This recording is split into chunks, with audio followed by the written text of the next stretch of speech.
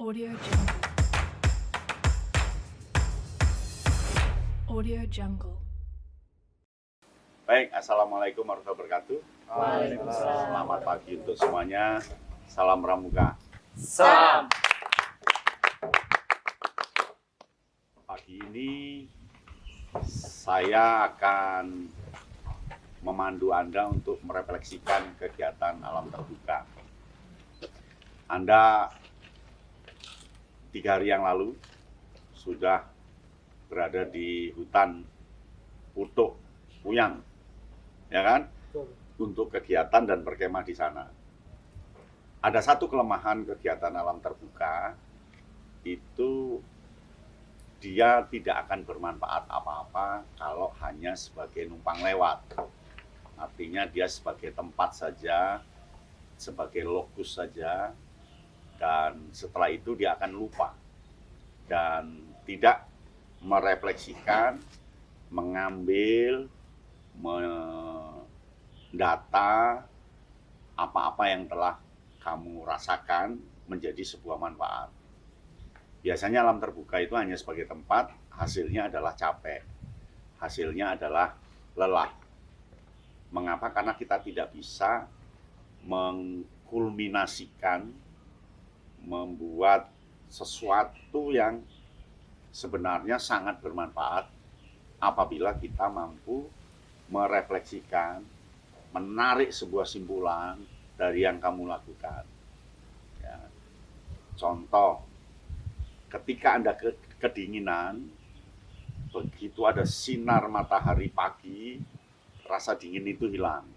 Oh, ternyata ketika kita dalam kondisi tidak enak badan, ketika ada sesuatu yang mampu membantu, kondisi itu akan hilang. Nah, itu bisa ditarik, dianalogikan bahwa ternyata Kak, kalau kita dalam keadaan sumpek, itu perlu ada cahaya baru yang mampu menghilangkan kesumpekan kita. Contohnya dengan kedatangan teman, contohnya dengan melihat film, contohnya dengan membaca buku. Nah, itu sama dengan kondisi ketika kedinginan ada sinar matahari. Ya, lalu mungkin di gunung kemarin tidak ada rotan, akar pun jadi. Di gunung kan tidak ada restoran, di gunung kan nggak ada depot, tidak ada makanan yang bagus. Maka Indomie jadi, ya kan? Indomie jadi, telur dipotong-potong jadi. Artinya ketika ditarik dalam sebuah kehidupan, ketika kita tidak bisa terpenuhi oleh sesuatu yang lengkap, kita bisa melakukan apapun yang ada di situ. Itulah yang namanya tidak ada rotan, akar pun jadi. Nah, itu bisa Anda tarik menjadi sebuah ilmu baru bagi Anda. Ya, dengan bukti nyata seperti itu. Contoh lain lagi, Anda punya pengalaman, ternyata makhluk hidup di gunung itu toleransinya tinggi. Tidak pernah pohon pinus marah terhadap pohon mahoni, meskipun dia dihalangi tumbuhnya oleh pohon mahoni. Dia akan tetap itu. Tidak akan pernah ilalang itu marah ketika tumbuhnya dihalangi oleh pohon yang lain yang lebih tinggi. Dia toleransinya tinggi, konsistennya tinggi, tetap jalan sesuai dengan iramanya masing-masing. Betapa damainya tumbuhan di hutan itu. Ya kan? Nah, dalam kehidupan kita sesama manusia, betapa damainya ketika insinyur tumbuh tidak pernah diganggu oleh dokter, dokter tumbuh sesuai pekerjaannya tidak pernah diganggu oleh guru, guru tetap mengajar sesuai relnya, tidak pernah diganggu oleh yang lainnya, ustadz akan jalan terus tidak diganggu dengan yang lainnya. Hidup itu akan konsisten dan damai. Tapi mengapa sekarang ini banyak yang saling jegal-menjegal? Padahal tumbuhan saja konsisten seperti itu. Hewan saja konsisten seperti itu. Tapi mengapa manusia yang dibekali oleh pikiran, sikap justru tidak konsisten? Nah, ini menjadi refleksi Anda. pengalaman ketika di hutan. Jadi alam terbuka itu manfaatnya sangat besar bagi sebuah kehidupan karena di sana ada sumber belajar. Ada sumber belajar, ada media belajar, ada alat belajar yang sangat bagus bagi menempah diri seseorang. Asal ketika di hutan dia tidak numpang lewat, tidak hanya untuk tempat tidur setelah itu pulang, tetapi menjadi titik kulminasi, namanya kalau dalam dunia ilmu sosial itu interseksi. Jadi hutan itu harus menjadi sebuah interseksi, artinya bertemunya berbagai macam seksi, berbagai macam persepsi, berbagai macam pikiran. Hutan itu menjadi satu titik interseksi. Ya, nah dari satu sisi itu dia akan melahirkan banyak manfaat, ya kan? Coba kemarin kan Anda melihat itu pohon pinus yang tinggi, pasti pohon itu dulunya kecil, pasti dulunya ya disempak orang, ya dipetik orang, ya buat jemuran anak-anak kemah, ya kan, kadang kebakar. Tapi karena dia teguh, dia betul-betul gigih, tumbuh besar, gitu, tumbuh besar. Nah dari situ aja kamu bisa dapat pelajaran dari satu pohon saja, belum antar pohon. Lalu Anda akan tahu bahwa di hutan itu tiap pohon manfaatnya beda-beda. Ada yang bermanfaat karena getahnya, ada bermanfaat karena daunnya, ada bermanfaat karena kayunya, ada bermanfaat karena baunya, ada bermanfaat karena bentuknya. Nah itu adalah keragaman yang saling melengkapi sebuah kehidupan di hutan. Nah dalam dunia kita sama, tiap orang beda manfaat dan fungsi. Ada yang pintar masak, ada yang pintar nari, ada yang pintar teknik mesin, ada yang listrik, ada yang apa. Nah itu harus dipupuk keragaman itu menjadi sebuah unity, kesatuan. Nah kesatuan itu nggak usah dibentuk asal kohesinya. Kohesi itu ya, kohesi itu unsur nanti saling tumbuh melengkapi, dilihat secara umum muncul koherensi. Koherensi itulah yang akan tampak ketika kita lihat hutan dari jauh itu kayak indah gitu kan. Karena pohon satu ketemu dengan pohon lain, membentuk kontur sendiri, membentuk garis sendiri, membentuk warna sendiri, menjadi sebuah keindahan. Nah, hidup itu seharusnya begitu. Maka anak-anak pramuka harus menjadi fasilitator keindahan hidup itu. Salah satunya ditentukan oleh toleransi yang tinggi, menjaga keragaman, ya kan? Karena keragaman itu akan membentuk sebuah keindahan. Nah, lalu dari sana kita akan menjalankan program kegiatan yang akan dilakukan selama 1 tahun ini. Apa berperan apa? Perkara ada ngamuknya itu biasa. Mengapa? Karena kan ketemu. Karena ketemu itu kan gesekan. Nah, gesekan itu hal yang wajar karena ketemu. Gitu. Maka harus berpikir positif yang seperti Kak Yono katakan sebelumnya. Ya. Karena ketemu pasti ada gesekan. Mengapa ada gesekan? Karena ada beda persepsi. Nah, yang egois mempertahankan pendapatnya, yang nggak egois menerima pendapatnya, terjadilah permusuhan. Tapi ingat, seorang pandega itu permusuhan sebuah dinamika. Selesai ya selesai. Ya kan? Sama dengan pohon itu kan, ketika ada pohon tumbuh, kambruan pohon lain, terjadi perselisihan kan. Tapi karena damai, ya akhirnya ini tumbuh di sampingnya. Ya kan, pohon ini muncul tunasnya baru lagi. Nah itu sebuah kehidupan. Jadi dalam sebuah konsistensi terdapat inkonsistensi. Dalam sebuah keteraturan terdapat ketidakteraturan. Dalam ketidakteraturan terdapat keteraturan. Itu kata kunci. Ya. alam ini teratur. Tetapi sebenarnya dalam perjalanannya terjadi ketidakteraturan. Ada gempa, ada bencana, itu jadi tidak teratur kan. Nah, ketidakteraturan itu membentuk keteraturan. Akhirnya membentuk bentuk bukit baru, ini baru menjadi sebuah keteraturan. Matahari itu terbit dari pagi sampai sore, itu teratur. Tetapi di dalamnya ada ketidakteraturan. Kadang ketika terbit jam 11 ada meledek. Besok enggak. Kadang tiba-tiba ada asap. Diganggu asap akhirnya itu ketidakteraturan. Jadi Dewan Racana ini jalannya harus biasa saja. Dalam sebuah keteraturan pasti ada ketidakteraturan. Anda membuat sebuah keteraturan, sebuah program, ketika dijalankan pasti ada ketidakteraturan. Artinya ada program yang nggak jalan, ada program yang susah dijalankan. Ada, itu hal biasa. Nggak boleh emosi terus ngamuk, nggak mau terlibat di Racana. Itu ya. Tapi memang berat untuk ke sana karena memerlukan orang yang mampu berpikir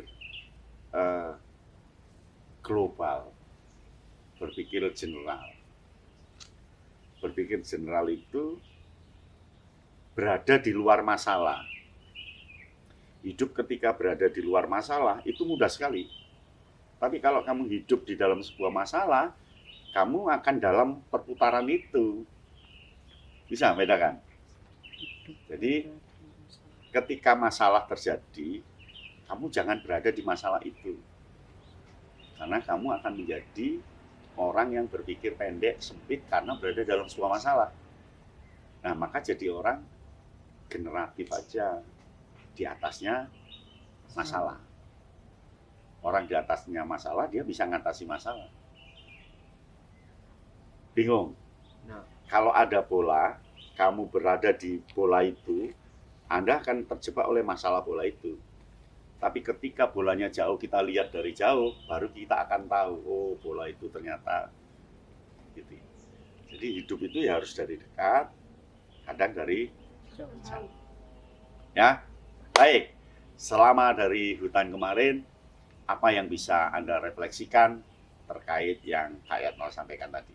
Manfaat yang saya dapatkan kemarin selama berkegiatan di alam bebas, itu yang pertama tentu jadi lebih mengenal kehidupan yang jauh dari, seperti yang Kak Yatno sampaikan tadi, jauh dari restoran, jauh dari tempat-tempat yang biasanya kita temukan di perkotaan. Berapa hari di gunung? Kalau bermalam yang di gunungnya itu selama 2 malam. 2 malam? Ya. Jadi 3 hari, 2 malam. Kalau saya pribadi mungkin manfaatnya itu kayak kalau di rumah kan mungkin apa-apa udah tersedia. Kalau di sana kan kita harus berusaha sendiri gitu. Kayak jadi lebih mandiri. Terus sesama temen itu bisa saling lebih ngerti satu sama lain dibandingkan kayak kalau di sanggar biasanya gitu. Jadi lebih akrab satu sama lain. Saya juga nggak jauh beda dari yang dikatakan sama Albia. Yang lebih mengena itu terkait dengan mengenal satu sama lain, dalam artian bahwa di sana itu kita memang benar-benar makhluk sosial, tidak bisa tidak bisa semua itu dilakukan dengan sendiri. Sempat nangis gak sana? Oh jelas sempat. Karena konsepan dari tim Medadaran sangat luar biasa sehingga nyampe pada kita, nyampe banget Kak. Terus kemudian terkait dengan ego, bahwa di sana itu ya harus sesuai, seimbang. Jadi seperti yang dikatakan Kak Yatno, di antara keberaturan juga ada tidak beraturan. Di samping itu saya pengen idealisme saya tinggi. Tapi kan nggak bisa idealisme itu dipertahankan tinggi, sedangkan ya ada yang lain yang perlu didengar. Nah, sehingga itu nanti akan nyampe pada keberaturan yang dikatakan Kak Yatno tadi. Nambahi saja dari apa yang sudah disampaikan oleh teman-teman, tidak jauh beda pastinya. Di sini saya banyak dilatih terkait dengan kepekaan. Bagaimana peka terhadap teman sesama, keadaan teman saya, tidak hanya memperhitungkan bagaimana keadaan saya saat itu, tapi juga bagaimana teman saya itu posisinya.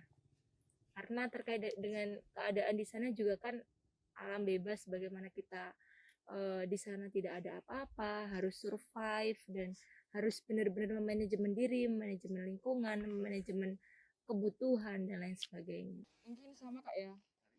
Satu poin penting yang dapat saya ambil di sini yaitu satu hubungan yang ada dan sangat nyaman. Jadi kita saling toleransi, saling menjaga solidaritas, saling menjaga keragaman. Karena dengan keragaman itu kita akan saling menjadi sebuah keluarga yang saling melengkapi. Ya, kalau dari saya pribadi, dari teman-teman, ada beberapa poin penting yang perlu diketahui. Salah satunya yakni pengorbanan. Menurut saya pengorbanan itu penting karena apa? Tidak semua dari 14 Dewan Racana kemarin yang pergi naik gunung itu semuanya memiliki basic alam.